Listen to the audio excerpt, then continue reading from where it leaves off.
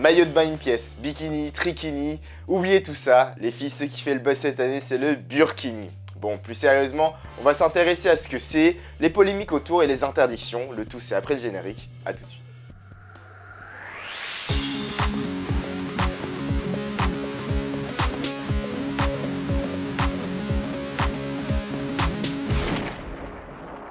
Salut à tous, c'est Kazoo et le burkini, c'est donc la contraction de la burqa et du bikini.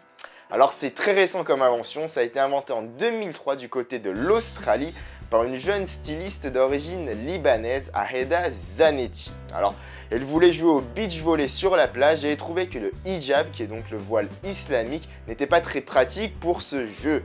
Du coup elle a inventé ce maillot de bain qui recouvre toutes les parties du corps sauf la tête, les mains et les pieds.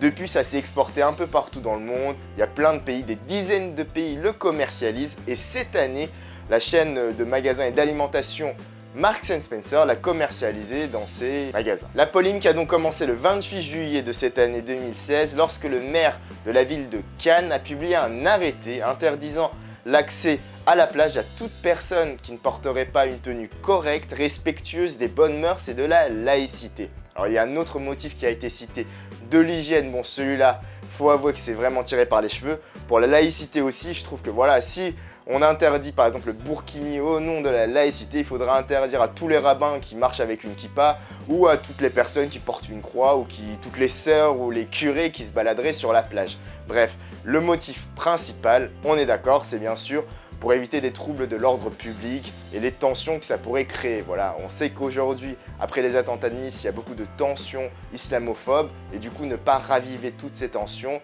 c'est bien sûr un motif qui me paraît à peu près justifié. Des particuliers et le collectif contre l'islamophobie en France ont décidé de porter l'affaire en justice. Du coup, hier, le tribunal administratif de Nice a décidé de confirmer l'arrêté du maire de Cannes et donc valide cette décision. Par contre, l'affaire ne semble pas totalement réglée parce que le collectif a décidé de faire appel, même si on est déjà le 16 août et que cet arrêté ne concerne que le mois d'août, rappelons-le. Bref, depuis beaucoup de villes, plutôt deux villes, ont décidé d'imiter la ville de Cannes. La première, ça a été le 5 août 2016, la ville de Villeneuve-Loubet. Et très récemment, le 15 août, cette décision devrait être entérinée. Aujourd'hui, c'est la ville de Sisco, S-I-S-C-O, en Corse, qui a décidé d'émettre un arrêté similaire. Vous en avez sans doute entendu parler, dans la nuit du samedi 13 août, a eu lieu des affrontements très violents en Corse, en cause des familles musulmanes originaires du quartier du Lupino qui étaient allées se baigner dans la crique de Sisco. Alors il se semblerait qu'ils s'étaient interrompus par des vacanciers qui auraient commencé à prendre en photo leurs épouses qui étaient donc voilées. Alors ça n'a pas plu aux hommes de ces familles qui ont commencé à jeter des pierres et des bouteilles en direction de ces vacanciers. Un homme, un Tchèque, a reçu 2 flèches tirées par des fusils harpons dans le dos, ce qui est très grave.